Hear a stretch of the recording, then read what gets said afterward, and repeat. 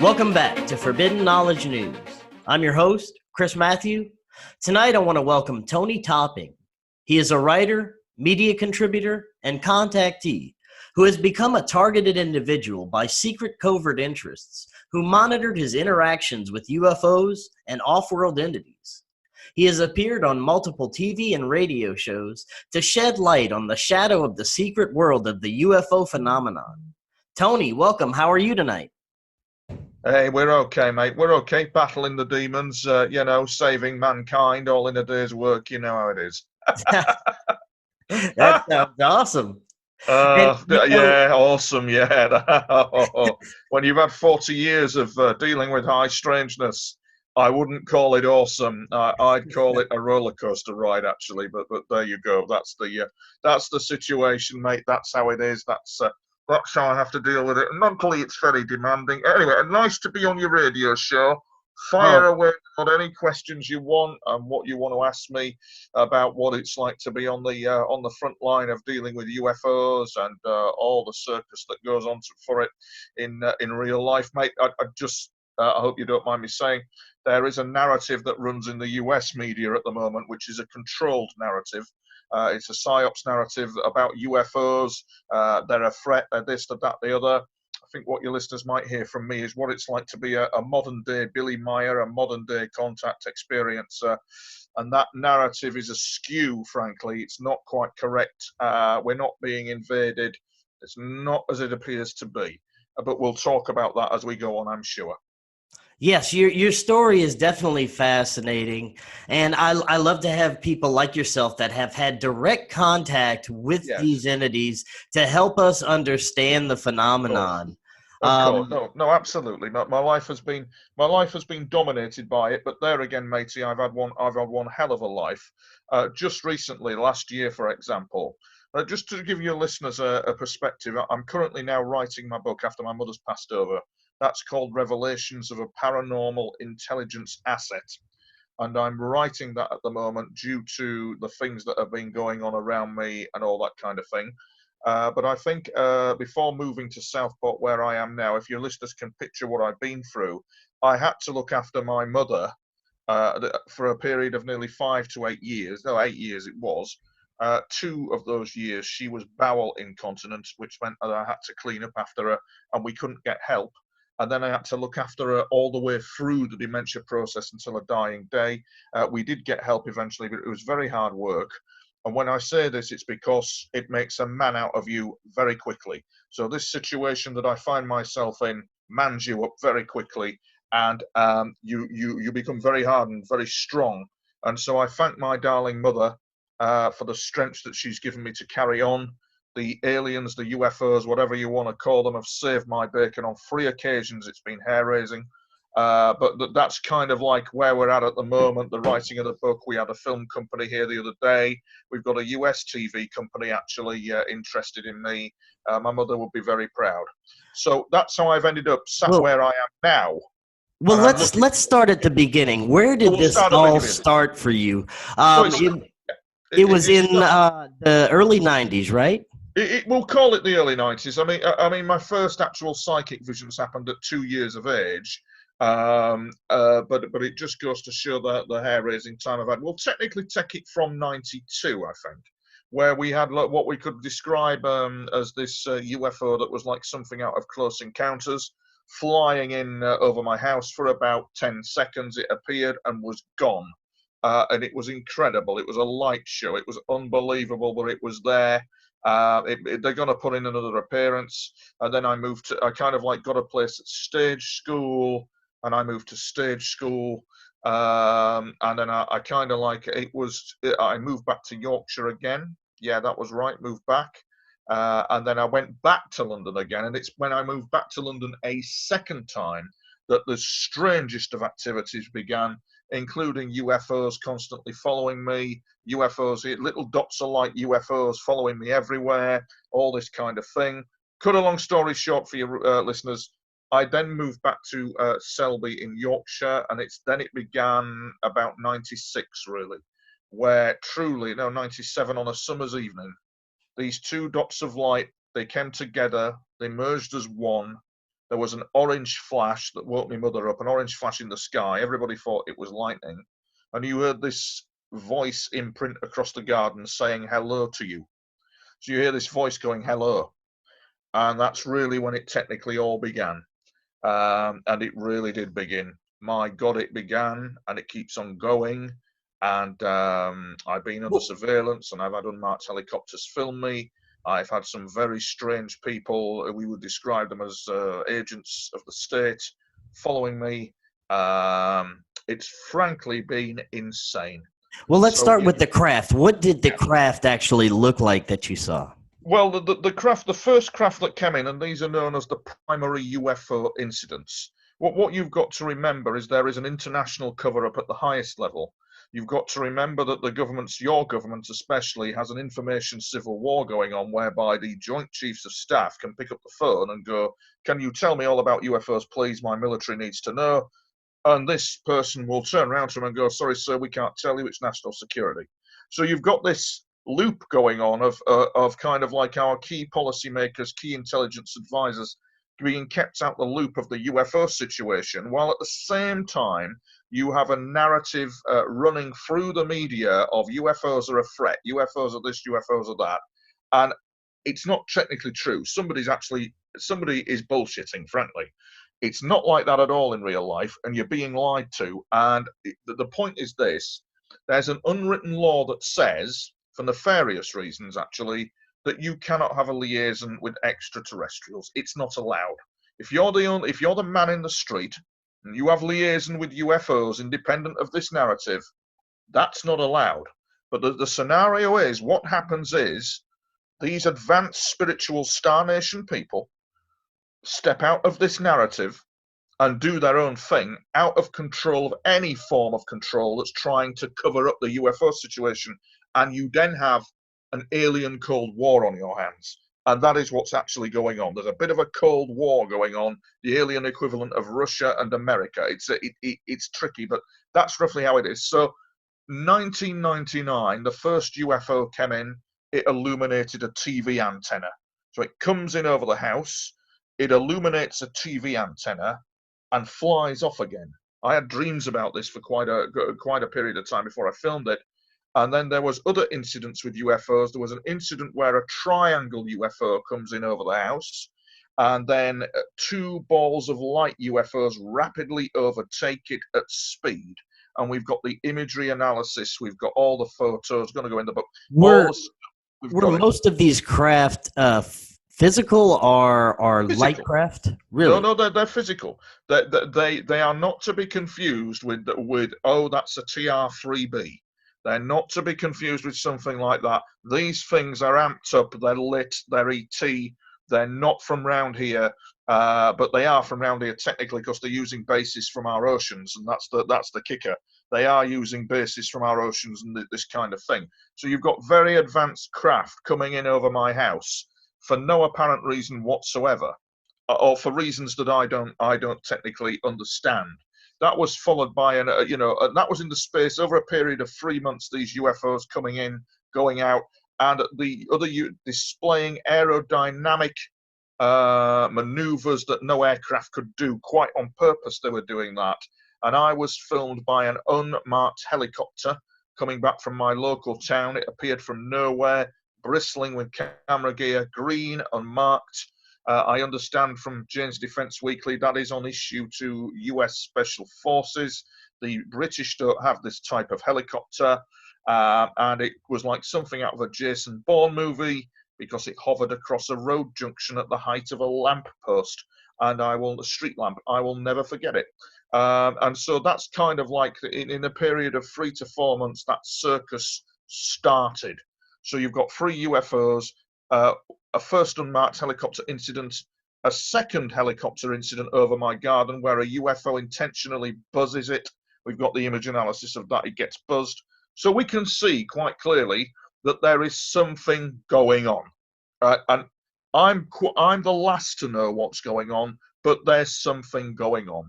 And we can certainly say that elements of the military know what's going on, but there's elements of the military that do not know what's going on. and the two are in conflict with each other. And what you see with this narrative in the media at the moment about UFOs is controlled from one element. You see, and you're told that you're actually told that they're hostile, we're being invaded, blah blah. Actually, these star nations have their own judiciary, they have their own governance and infrastructure like humanity. So really, it would be very difficult for an alien race to invade Earth. There's too many watching, there's too many involved, and it's deeply spiritual. UFO contact is a spiritual thing. I must emphasize those beings in the UFOs, they're spiritual, yeah? But there is a nefarious element to it, a shameful element to it. That's the bit where it's all going wrong in terms of the UFO cover-up. I've probably talked for long enough there, but carry on, mate. Yeah, no. When did you have your actual first contact? Like you actually Okay, had my first contact, these UFOs coming in, actually my first contact with them was actually before the primary UFO incidents. So my first contact was in about 97, and we are taught, therefore, that in this situation that we embrace them with love and light. Oh, it's tremendously spiritual. Oh, they're star beings. For me, I nearly had a bloody heart attack wondering what the hell I'd seen. I explain this to listeners because it's communication, it's life, it's reality. This is what happens. It's not all, what's the word I'm looking for? It is spiritual, yes, but at the time when I saw this, it wasn't spiritual for me. I just wondered what the hell was going on. And what happened was, my background in childhood, oh my, the life I've led. For example, at age 10, I was walking down the street with a pram with scrap metal on it to sell it to a scrap merchant because my mum and dad were skint. They had no money whatsoever. And then kind of we lived in a house that was, it had no heating, it had no bathroom, it had nothing to it. It was a god-awful place to be in. And my parents were very poor, and I used to get beaten up at school because I looked scruffy, yeah? And it was just god-awful. My father was quite an abusive man. He's another story altogether. And then we decided to move to the housing estate on the other side of town. The local authority moved us. Bear with me, I'm coming to what's going on. The situation then happened that I was asleep in this new house, and all of a sudden I was catapulted to this old Victorian type house that we were in, this old poorly conditioned house. And I'm stood in my mother and father's bedroom, and I'm thinking, how the hell am I stood here when I'm asleep? What's this? This is a strange dream. I don't get it. In front of me is somebody tying back her hair. And I'm thinking, who's that? That's not my mother. I'm asleep. I don't quite know what's going on. And she turns round and she looks at me and in fluent English says, how do I look? And she is amped up and she is lit and she is not human. And she's got slanted eyes. She's got like a pointed face, beautiful copper-coloured hair, beautiful skin tone, tremendous physique on her. She really looked after herself. Quite the woman, actually, even though she wasn't human. And I thought, my God, you're not human. I'm not prepared for this. I live in a world where you don't exist. Oh, she exists all right. They exist all right. Gone as quick as she came in. So I'm wandering around in a daze trying to understand what the hell's going on. And really, to be quite frank, I wandered round in quite a shocked state after seeing her for the first time. And this would dramatically escalate over the years until it's the only thing she said to you is, how do I look? Oh, yes. That was the only thing she said to me. How do I look? I will never forget it. And then years and years down the line, she would appear again. And years down the line, the Nordics would appear, the blonde, blue-eyed extraterrestrials. And the saga would really, really amp up. But at this stage of the game in 97, they were just showing their presence. That's all they were doing. They were showing their presence. And looking at the book that I'm writing at the moment, what you're actually looking at is a paranormal intelligence operation that snowballed into something absolutely unbelievable. But for now, they've just appeared. And this is what's going on. There's this subtle kind of appearance of them on and off, on and off. And here in the UK, I got targeted. So I'm a targeted individual, and that began in 1999 as well, where you have this MK Ultra style technology being hit at you. You are awoken from gunfire, burglar alarms, sounds, all kinds of noise effects projected at you. As we well know, the technology for microwave effects, pulse modulated microwaves on the human body to oscillate sound effects in the ear area is patented, as we well know. So you become a target. You're a targeted individual, and you have a circus of individuals who are human beings following you around, stalking you, in the name of national security. I think if you are somebody who's involved in national security in the US or America, in the UK or America, I think you have to check on what side of the fence of national security you're on. Do you really want individuals being awoken by this technology running rampage, which is what it is? And I feel effing strongly about that. So I had that to put up with. I And it hear was that not often with contactees and experiencers that they are targeted individuals by the shadow government, the military industrial complex, whatever it is, that they become interested in these individuals and they harass them, abduct them in some cases, and like you said, perform MK Ultra style type experiments on these people. Yes, they do, and there's an element of it that doesn't know what it's doing. There's an element of it that is out of its depth with what is going on. So they uphold secrecy, they enforce a silence about the UFO phenomenon, but yet are absolutely clueless as to what it truly is. And then there's if you look up the pecking order, there's then another element to it that is absolutely shocking. There's elements of it that I can't talk about for my own safety. There's just elements of this that are shocking. I've been shown it. I'm aware of it. I can't talk about it for my own personal safety, really. But we'll just say at one level with the UFO cover-up, if we were to apply Occam's razor, and I've said this in the public domain as well, that you have a scenario where, for example, we take the US government, a used car salesman in the form of an alien turns up on their doorstep and says, would you like to buy our used UFO? One careful owner, low mileage, we're just going to do our own thing, look the other way, and you can have this free of charge. And the US government has paid for this ever since. But you see, that's one half. The other half doesn't know. The left does not know what the right's doing, and this has caused an absolute disaster, frankly. And so I am suspicious, therefore, with that going on in the background, of the controlled narrative that we see in the media at the moment. Where is that truly coming from, and what is its agenda in view of what I have been subjected to, which has been hell, frankly. Now let's go back to after 1997 when things started to pick up for you. You started to get harassed. What happens next? Well, it was really, I suppose, it's been a long situation of a private war against individuals who deploy this technology. There's that famous film Training Day where he just sums it up beautifully. It's not what you know, it's what you prove. So they prove that I'm a fantasist. They prove I'm a tinfoil hat wearer. They prove I'm a loon. They prove I'm a creative genius. They prove anything so that the public cannot be told that this has gone on. On no account must the public be told this, and it has gone on. You see, so that's what they do.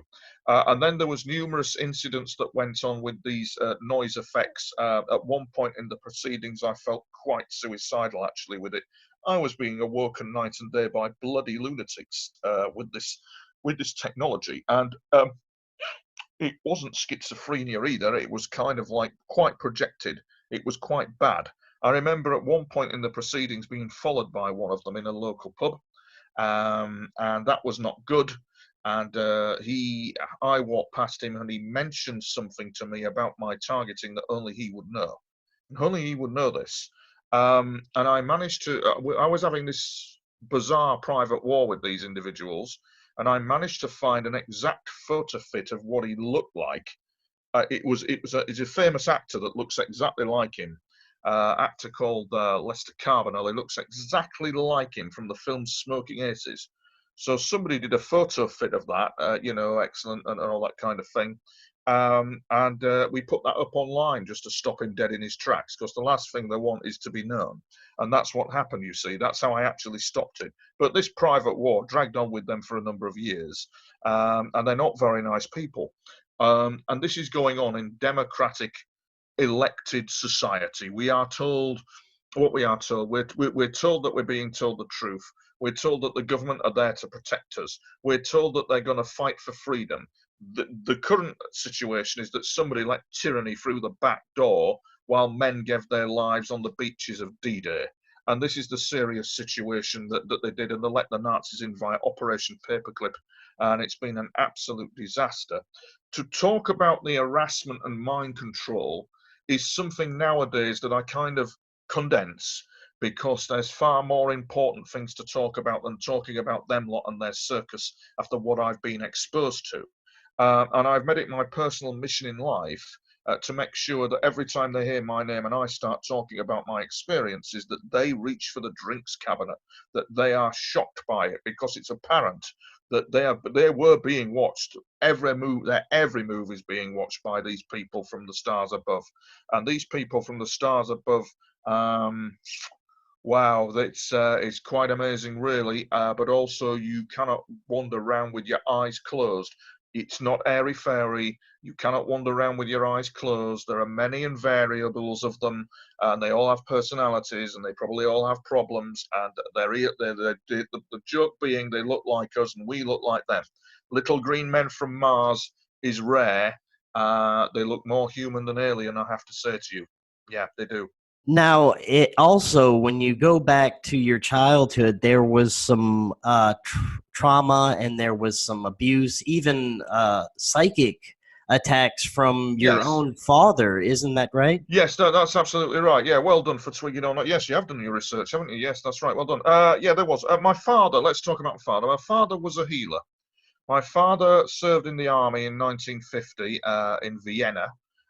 He was part of something called the West Yorkshire Battalion, which was like an infantry battalion, similar, I suppose, to your National Guard or whatever you call it in the US. He served in the military in 1950, and he told me that he was approached by the KGB in Vienna. Well, the KGB were running a spy ring in Vienna at the time, and he was a scoutmaster, and he was kind of like running a scout troop for all the scouts and cubs of the officers.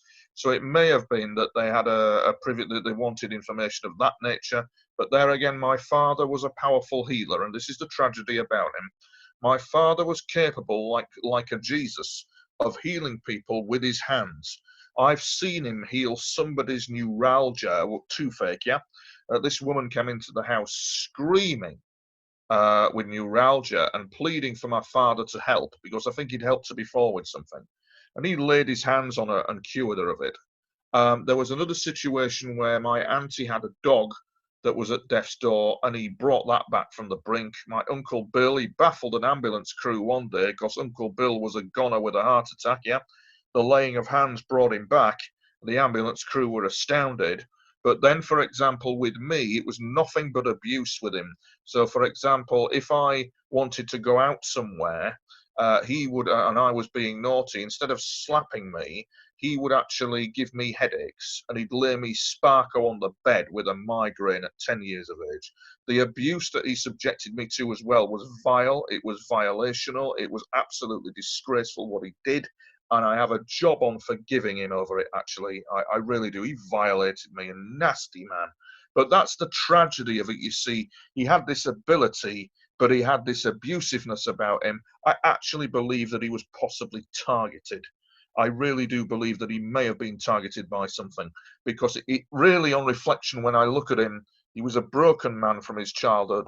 He used to share a bed with his drunken brothers at age 10. In the UK, he was born in 1939. So when he was growing up in 1945 and 46, his brothers were coming in from the pub drunk, living in one of these Victorian style houses and sharing a bed with him. I think it's still, looking back, I'm trying to conceal the fact maybe I'm making excuses for him, I don't know, but I think it's inexcusable what he did. But he was a swine. One of the things he would do, for example, he once beat me up for chatting up girls over the Citizens Band radio system. I came in from home one evening, and he got off that chair, and he laced into me physically because I was chatting up two ladies on the CB radio, two girls trying to arrange a date with them. This was the kind of man that I was dealing with, and it's a tragedy, frankly. But I think it gives listeners a very unique insight into my life, into the fact that I've had a hell of a life. I mean, when I write my autobiography, there will be nobody on earth that has an autobiography like mine. Oh my gracious. So there you go, Do mate. you Not easy. think he may have been involved in some of these black projects? Some of these. Not my father. No, I think my father was autistic. He was actually, bless him, really. It's part of the process of. I don't know why I say bless him because he violated me, but he was actually what we would call it. I don't know what you'd call it in the US, but in the UK he was a sewer man. He went down sewers. And for example, I had a high level job. I mean, I had a very responsible job. It was quite mind-blowing, really. But what would then happen with my father was he started becoming ill when he got into his 70s. And at one point in the proceeding, for example, he's having a stroke on the toilet, and you can hear the ambulance coming, and I'm trying to get him off the toilet, and he's hitting me in the face as I'm trying to do this. It certainly shapes you, all this. It certainly shapes your character. It really makes you from boy to man very quickly with all this going on, and that's even before we've got the UFOs coming in and all that happened with them. You see, it's unbelievable, absolutely unbelievable. It is. And, going back to some of your contact experiences, when did you start actually getting messages and actual open communication with them? They'd been going on and off. I mean, I've got journals from 2001 to 2005, and communication is going on there. And what is interesting about these journals, I won't go into too much detail about them, but what is interesting about these journals is I rarely talked about them because I wondered what the hell to do with them. It's when you go back and read into them that you discover that they were actually communicating with me, and I had no idea. I'm wandering around in a complete daze, but from my journals, I can actually tell that something very big was going on behind the scenes, and I wasn't noticing. But speeding onwards, the first actual contact began when they stepped forward and said, "Hello, it's us," was in 2014. And that was the first time that they literally appeared and said, "Yeah, oh, you're right, we are who we are. We're not from round here. Hello, Tony." And it began with at the height of the Ukraine crisis, and it began with me doing something for a broadcaster in the UK called Channel 4. That fateful morning, we were going to film outside a place called the Royal Institute of International Affairs. Some say that they're involved with knowing the ET phenomena. I've no idea, and I make no claims. It just happened to be that that's where we were filming, but it did seem odd. And I remember very clearly, having this vision in my sleep of this blonde, blue-eyed Nordic ET who appeared in front of me, and he showed me this spectacular vision, and my God, it was unbelievable. Two clocks, one said 1:45, the other said 5:00. Actually, no, one said 23:45, the other said 23:55. We then had the two triangle craft hovering, and this spectacular vision, and an artist friend has drawn in brilliantly and putting it in the book, this spectacular vision of this blonde, blue-eyed man who was truly not human, speaking to somebody as if the volume was turned off. So he's talking like this, like that, as if I can't hear it, but he's directing it at someone, and he would be, because you're dealing with, I'm not called a paranormal intelligence asset for nothing. It was part of something highly complex and highly technical that was going on. This is displayed in the journals. It's present, and I hadn't noticed, but it's there. So basically, he was warning some agency on Earth, and I have reason to suspect that there is some agency on Earth that is in communication with them, and it's highly secret. And I believe that he was warning governments that, you see, there's this interesting thing. There's one prime UFO researcher out there Richard somebody or other, forgotten his, but he talks about the hippie stuff. He talks about it being a new age platitude. The ETs, hey dudes, they're warning us about nuclear war. Oh well, they've always done that. It's a new age thing that happened in the 1970s. It's, yeah, peace, man. And actually, it's real. They really, really are warning us about a nuclear exchange between Russia, China, America. They're warning continually about the damage that will cause. They're warning the American and UK governments most definitely that this warning, and Russia, continuous, coming in all the time into human affairs. Warning, warning, warning, because they know of the damage that it can actually do to us. In about 97, that woman with her hair tied back is actually connected to a warning. And I received my very first warning technically in about 97, where I'm baffled. It's in my journals. I'm having these psychic visions, very vivid. One in particular of a submarine and their type of UFOs circling it, and this kind of scent from the submarine that they were being tracked by it. It was quite a vision to have. But you see, the visions and the system and the operation that is going on is not governed by the rules of time. So for me, that's 1997. For them, it could be any point on the time frame of humanity's history when they're coming in. Doesn't matter. And that's what was happening. So there's early visions of this kind of nuclear prevention theme going on.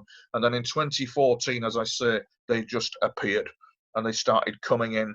And it was absolutely unbelievable. And that's when they really, really started letting me know that they were Nordics. They were blonde, blue-eyed Nordics from the Andromeda galaxy system, and they were using bases on Earth. And they are using bases on Earth, and there's an indication that the Himalayas being one of them, an area in the South Pacific being another. They use quite routinely our bases. They're like me and you get to a level of liaison where it's quite easy to speak to them. But you're not allowed to do that because, hey, we've got this narrative running that, hey, UFOs are invading us and UFOs are a threat. And if the government, if governments stopped a minute and just check themselves, it could be very beneficial of them to know what they're about and what their technology would offer us and all that kind of thing. But there you go. In my own way, I'm trying to prevent a third world war in my own way with what is going on around me. Now, you said you were contacted by Nordics. Were there any other races that you had contact with? Yes. There's actually three groups that I'm primarily dealing with. The thing is that what's the situation now? It's not what you know, it's what we can prove. So we prove that I'm a fantasist. We prove that we've made this up. The problem I've got with this is that I do not have the intellectual capacity nor brain to make this up. I don't. I can't make it up. You couldn't make it up. It's too complex. It's too involved. The narrative, the journals, the narrative doesn't change. And a lot of my supporters will say to me, yes, Tony, we believe you because you have not changed your narrative in nearly 20 years. It's consistent constantly. It doesn't change. I was on a radio show last night with a hardened cynic who respected me because I was constant, I was concise, I didn't backtrack on anything, and I just told it like it is. There were some elements that he maybe didn't believe about, but he admired me for being concise and my narrative being consistent, which is what it is and has not altered. So yeah. So for example, to give another example of contact with them, I lost my mother in tragic circumstances in 2018. She died of dementia in that hospital. I am convinced that she was targeted in some way, although I will never be able to prove it. And that's the shameful, shocking bit of it all. There was an incident that happened with one of the ETs, the woman I'm talking about who was tying her hair back, who appeared again, expressing moral outrage at all I had been through. I cannot begin to describe it to you, but a female ET expressing moral outrage is a sight to see. But she was not happy. Now, she's a maritime being. She comes from the oceans, but she was telling me that she didn't just come from the oceans. She came from the oceans from another universe and used our oceans as bases. Oh, believe me or believe me not, I really don't effing care anymore. I've been through hell and back with all this. I have. The thing was this was the situation. I lost my mother. I then had to move house. and I had an umbilical hernia where my belly button had popped out, and I had a beard barrel tummy, and I was in trouble with it. And according to the surgeon, had it persisted, I'd have got gangrene with it because I'd let it go and go and go. I was so busy trying to care for my mother, it wasn't good. So all in the space of 1 year, I lost my mother, I had to move, and then I had to have major hernia surgery. Um, and it was absolutely unbelievable. And I remember that these beings were present when I moved into this new flat, in communication with me constantly. They were kind of like telling me I was going to be okay. They would come again in November 2018 to check on me after my operation, and they did, which was absolutely unbelievable. And the liaison has been quite, shall we say, I wouldn't call it an in-depth liaison, but I would call it a liaison. The liaison at a level where they could pop round for a cup of coffee quite easily, kind of liaison. I'm routinely aware that they're there. I'm routinely aware that they're using bases in the Himalayas. I'm routinely aware that they're coming from oceans. They're talking. They're there. They're real. They're just like me and you. And that's what's fascinating. And I'm sure there are certain individuals out there who are also having liaison with them, probably keep it quiet. And because they communicate via dreamscape and via, like, let us say, non-locality, there is every possibility that a world leader could have communication with them and keep it quiet as well. Every possibility of it. You mentioned Nordics, maritime beings, and what was the other? Yes, okay, Arcturus. Yeah, so I didn't. Yeah, so what we've got going on is we had the hernia surgery. Yeah, and I remember going to the hospital. I'd lost my mother. I was collapsing with exhaustion. I was traumatized. I don't know how the hell I survived the ordeal, because my mother dying on me like she did was bloody unbelievable, frankly. I mean, I looked after her till her dying day. It was hell. Yeah. Sorry, I'm emotional. Right. So then I moved here to Southport, and then I had to go back to Yorkshire for surgery. And they indicated to me that these Nordics, that they would come again in November to check on me, and they didn't let me down. And I remember having the surgery. I remember being transferred into another ward. And I remember being constantly sick after the operation. I could not stop being sick. By an odd coincidence, a surgeon walked by, and actually who was doing the rounds and assisted me, and we got sort of fell asleep. The next minute I know, there was this tremendous vision in my head. I mean, I was under stress. I was being targeted. I didn't think I'd get out of the hospital alive. There was this tremendous vision in my head of a galaxy, just suddenly in my head. It was spectacular. And the vision of this woman appearing in front of me, who was blonde and blue-eyed, who I'd not seen before, absolutely gorgeous. But she had a military bearing about her. It was like, oh God, it was like something you'd see on CNN when one of these military guys walks in for a briefing, kind of. She was military, but not human. And she told me that her name was Isa, and she told me that the Nordics have a military command similar to the US. They have a military command. They have a judiciary, and they have a policing, the law and order system. They have to have, because they mirror. There's a grand designer out there who's designed all this very cleverly, and so Nordics mirror the human civilization, but they're advanced by about 700 years, I would suggest. And she indicated that her name was Isa, and she had a beautiful surname that just flowed off the tongue, that was very Hebrew, and I can't remember, I'm sure it was something like Gardaminian or Garda something. The standing joke being that I was one of the first people to know her full name from another galaxy. They found it hilarious. And she was telling me that I would be okay. She was telling me that they were doing a security welfare check on me, as it were. And they give some further information that I can't talk about, unfortunately. But they did add that something had gone on with me and her that I'm yet to learn about further. And then with that, they were gone. And I've not seen her, Isa. I've not seen her for a while now. So I don't, but I think they'll put in another appearance and show me the way, This is difficult to deal with. And you have to add the caveat to it of, are the military larking around with my head and doing artificial reality experiments on me?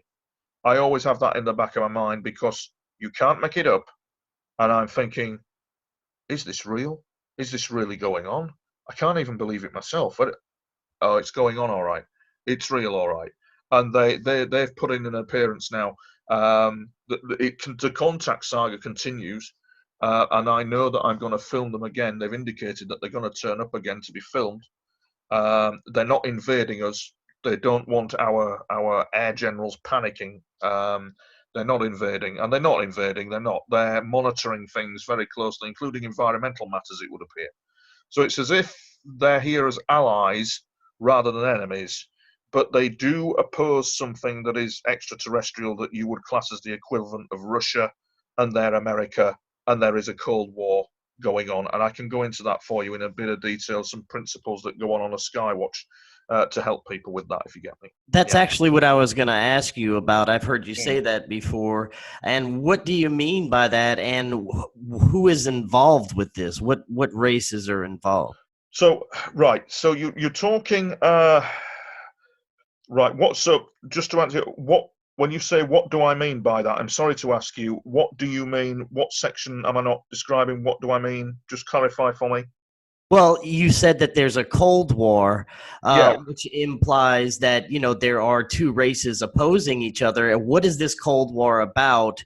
Does it involve us? And, just explain a little bit more about it. Right.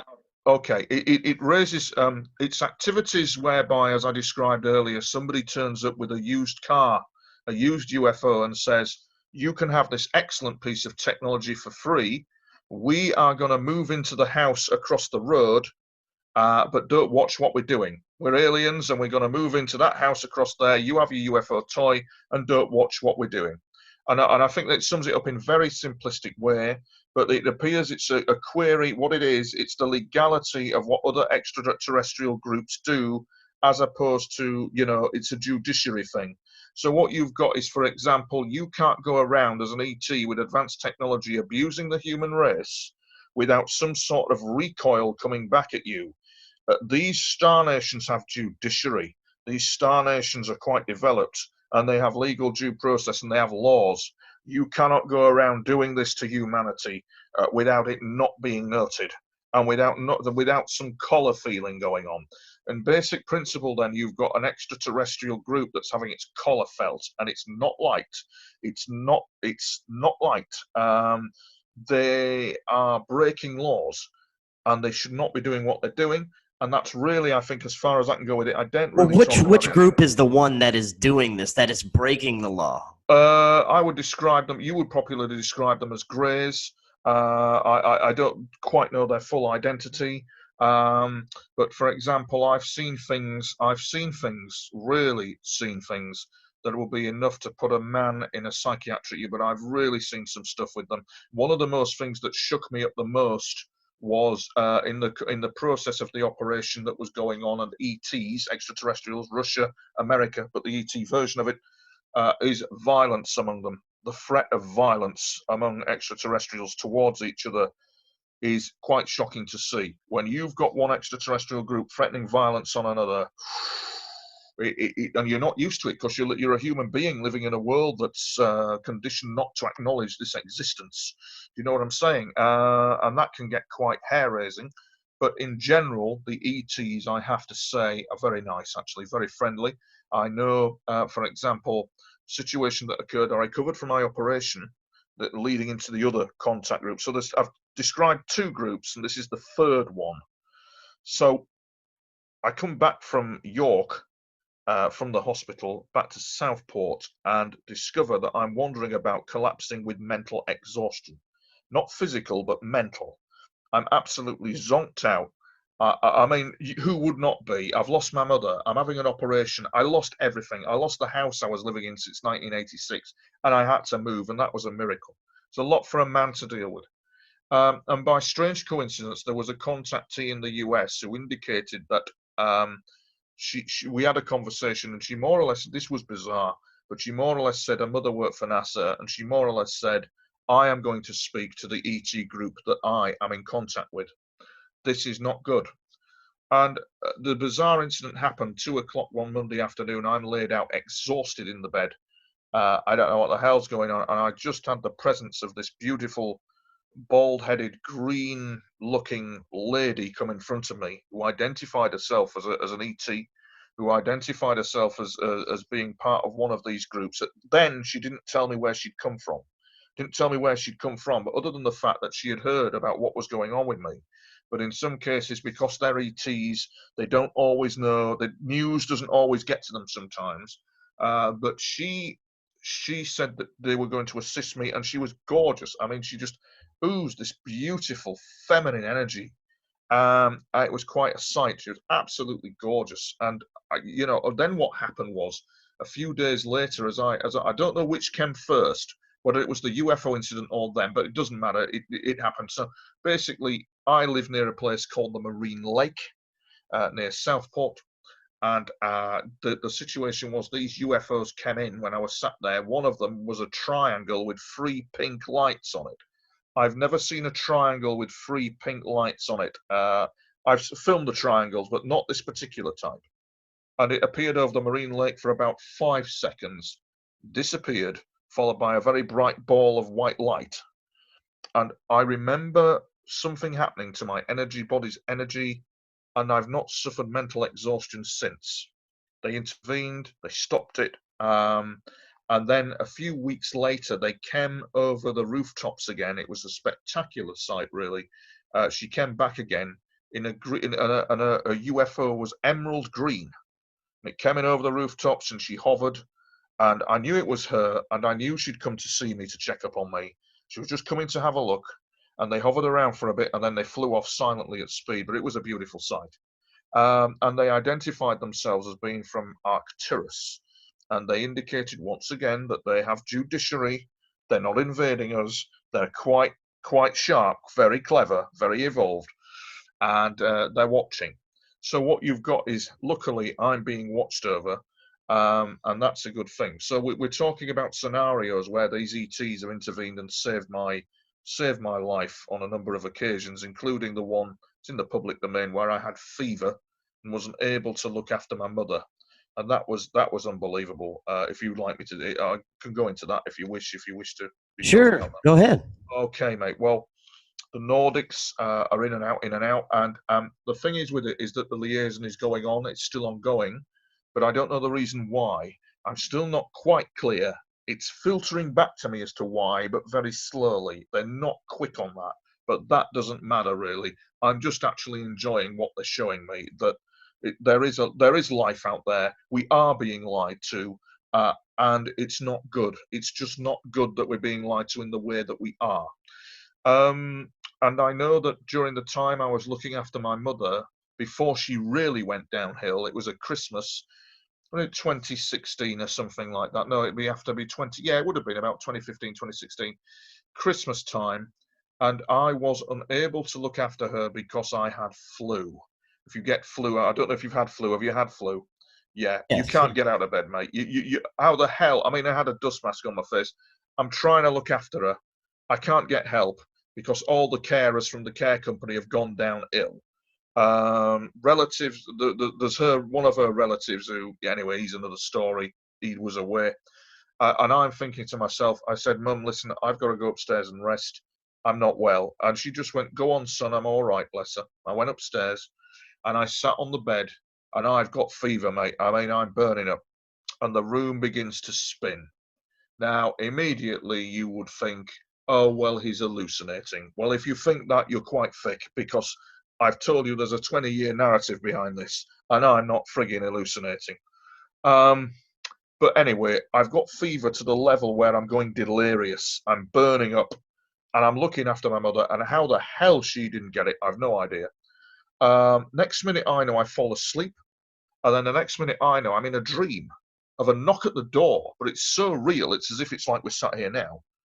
Goes downstairs, opens the door to discover the very blonde, blue-eyed man who I saw in the vision a few years back, stood there just going, hello, Tony. We've come to see you. Are you all right? In fluent English. And I went, no, I'm not. And he went, we gathered that. And he had this kind of, I remember he had a rank insignia across here, like an airman. It was quite unbelievable. And next minute I know there was this wah wah wah sound. I remember that quite clearly, as if a craft was applying power. And he took me to this, in Britain, there's like this monument, this great big structure called the Ribblehead Viaduct, which is a great big railway bridge, a magnificent structure. And he took me there. And I remember him standing and looking up at this structure and going, Tony, that is a magnificent structure in fluent English. I'm thinking, who the hell are you? I'm not getting this. Who are you? I don't even know his name, actually, which bugs me, but never mind. And the next minute I know, 3 hours of missing time had elapsed. My mother had been asleep. She was all right. 3 hours of missing time. It felt like a minute, and I was cured of my fever, and I could look after my mother. I was completely cured of it, gone, and I could look after her. So you see these kind of constant interventions going on. Absolutely unbelievable. And of course, there's so much more that I write about in my writings about it all, but they're the primary incidents with them, where they keep coming in, going out, checking in on me, speaking to me. It's unbelievable, really. I find it interesting. You said that they have bases that are here, Yes. and that they've always basically been here under the Yes. water, Yeah. underground. Yeah. Tell us a little bit about those. What do you know about them? Well, I don't know. Well, I don't know a lot about them, frankly, matey. I know that there was an incident in France that happened to a French farmer in 1960 when he was taken by Nordic ETs to a base in the Himalayas, and his description of that was very accurate. And what is interesting is on his return journey, there was the Nordics indicated that they had 2 Mirage jets following them. And according to records, that was actually recorded that these Mirage jets were involved in a UFO incident. I had an incident with 2 RAF jets and a UFO. If your listeners want to hear about that as well, that was quite absolutely unbelievable. But basically, he was then put back again. Now, so we know that their bases are in the Himalayas. Everybody thinks of America as being the big shot in the UFO phenomena. We talk about MJ12, don't we? But there's another agency in America not a lot of people know of called the Collins Elite, which is an agency that I know of, a very specialist agency, Christian UFO agency, consisting of the Army, Navy, Air Force. But India are a very formidable force in understanding the UFO subject. As a government and as a military, they are. And there's certain areas of the Himalayas that the Indian Air Force won't venture into because of the presence of the UFOs there, especially in the areas of Ladakh, in the mountains there. They won't go in that area.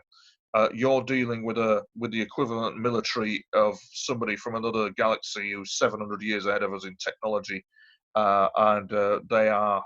Well, they're a force to be reckoned with. I think that our militaries are a bit wary of them, but there's no invasion going on. They're not here to invade. Um, there is that thing with the US Navy now constantly kind of coming in the media and reporting things about UFOs. They're probably one of the lead agencies who know the information, and the Indian Air Force knows an awful lot about the UFO phenomenon. It even did a back-engineered project using Viamas, it's an official document. The Indian Air Force researched Viama flying machines to back-engineer them. I've forgotten the name of the document, but it's an official Indian Air Force document, you see. So India, under Indira Gandhi, they were maneuvering their black ops, their black kind of budget programs in relation to their Vedic text and ancient text, which knew of interaction with extraterrestrials, you see. And one of the things that the Vedic texts talk about, as Dr. Greer would say, is non-locality, the mind and the subconscious communicating across time without distance. So that's why you can communicate with someone in another galaxy very easy, because the time distance is basically collapsed. If you get me, there's no time; it doesn't exist yet. So that's kind of like what happened there. I don't really know much about their bases. There has been incidents, a particular curious incident with one of the UFO triangles that was absolutely, I think, out of all the incidents I have, this one was absolutely unbelievable with it. And the liaison is still ongoing. It's not stopping. It's just trucking on and on and on. And I sometimes fear for my life with all this. I wonder how long I've got. I do, after what I've been through, but I'm still here. I'm still trucking on, but it is not easy, not easy at all. Yeah, There's also an aspect of this that the nuts and bolts physical aspect researchers don't take into account, and that's the dark occult spiritual aspect and how that's connected. The interdimensional side, the things that are not physical that we can't see, we can't explain, but it's all connected to this somehow. Yes, Um, indeed. Interestingly, Luis Elizondo, in a briefing to MUFON, gives that away. He gives it away very subtly. He says he stands in front of MUFON and he tells them nothing, actually. He tells them that he's DOD. I'm sure he's a very good man. I'm sure that if he could have stopped my harassment with his team, he would have done. I've not met him, but I just get that impression that he'd be absolutely outraged if he knew that all this was going on, people being targeted. I think he's that sort of man, that his team, I think your government's security apparatus would have tried to stop it if they could. I'm sure of this. America's a great nation and it's got good people in it, and that's the thing. But he was talking about the Department of Defense and his role in it all, and the fact that some of his colleagues in the Department of Defense were raising kind of religious concerns to the point about the UFO phenomenon, to the point where it was actually freaking them out. Well, it would do, because the one bit that he didn't mention is exactly what you just said, which is the occult and kind of esoteric carry-on that we see before us. For example, that symbol, you see the pop stars doing that, and it's all hip and all cool. All hip and all cool. They have no idea at all what that's about. We approve of his presence upon high, is the esoteric kind of thing of that. But whose presence do they approve of? What presence? Why is it here? What's it doing? And that you've walked straight into the very, very correct area of where all that's going. And so Luis Elizondo and his team, he kind of scanted over that at this MUFON lecture. That's what they were actually concerned about. And in the book written by Linda Moulton Howe, High Strangeness, Volume 1, quite a good book. There are some curious writings by Linda Howe about her being approached by people from the Department of Defense who were talking about America's kind of ongoing trouble it was having with something called non-human entities, or NHEs. And they were kind of like having difficulties with them. Well, it's demonic, basically. It's kind of like that force is around us. And so, unbeknown probably to these guys, there was the agency, the Collins Elite. And the Collins Elite were looking at this very closely. They were looking at why UFOs were coming into US airspace as a matter of national security, because these UFOs were being a bit hostile. And I don't know how they did this, but they nailed it down. Very clever people. They nailed it down to a cult ritual as being a cause of part of the UFO phenomenon. Not all, but a jigsaw. So part of it. And they nailed it down to one man, actually. I've forgotten the guy's name. It's an excellent book by Nick Redfern called Final Events, all about the Collins Elite. The head of the Collins Elite, the head of Majestic is called MJ1. What's fascinated me is that the head of the Collins Elite is called Loftus Bridge. And that's a very curious name. Loftus Bridge is the head of the Collins Elite. That's what his code name was. Nick Redfern, I'd highly recommend to get him on your show. He's a great guy. He's got documents that indicate from alleged Collins Elite members that indicate references to the mysterious head of them called Loftus Bridge. So that your military, this country's military, have an actual grasp, and they do have a grasp of what is going on to save all mankind. So America, in that sense, is a great nation, as do Russia. Russia, America, China, they've got paranormal warfare units. They've got special paranormal warfare units who know. Even the Russians indicated that they had contacted extraterrestrials via their psychic special units, and they were in communication with them. When I asked for that Russian unit to try and release that information to me, they indicated, their reply simply to me was, Tony, open your heart to them and you will know. And that was their reply. They've got this spectacular website called newcosmology.com. It's the Russian remote viewing website. And their unit was called Troop 10,003. And they used women remote viewers only. And from what their general was saying, General Savin, he comments that their contact They had informational contact with them, but these ETs were only giving medical information. They were not giving any military information. Only medical information was being communicated with them. Yeah, so it's I hope I'm painting a picture of what really goes on as compared to what you're told. Do you know what I'm saying? That's the thing. Yeah. And right now, what's happening with everything in the mainstream media being talked about with UFOs, it's coinciding with what it seems like a major awakening for people, raising of consciousness, and also an unveiling of the world behind ours, some of the dark things that are happening behind the scenes. Where do you think this is? It feels like a buildup to something major that's going to happen. Do you think we're being prepared for something that's coming in the near future? When you say what, I'll have to ask you the question. What do you think that is? Do you mean are aliens going to appear? Are they going to say, "Hey, it's That's what us. I'm wondering. I'm wondering Yeah, if let's we're all be being friends"? prepared for that. Mm. That we're gonna find out something no matter what. Like something big is gonna happen that the government knows about, but it's going to happen and we're just being prepared for it. It could be a fake invasion that they're planning. It could be that we are going to have open contact. That's the thing that I don't know, but I just get the feeling that we are being prepared for something. Well, we are being prepared for something. The narrative, the controlled narrative, tells us that we're being invaded for very nefarious reasons because it daren't actually say what it's actually done.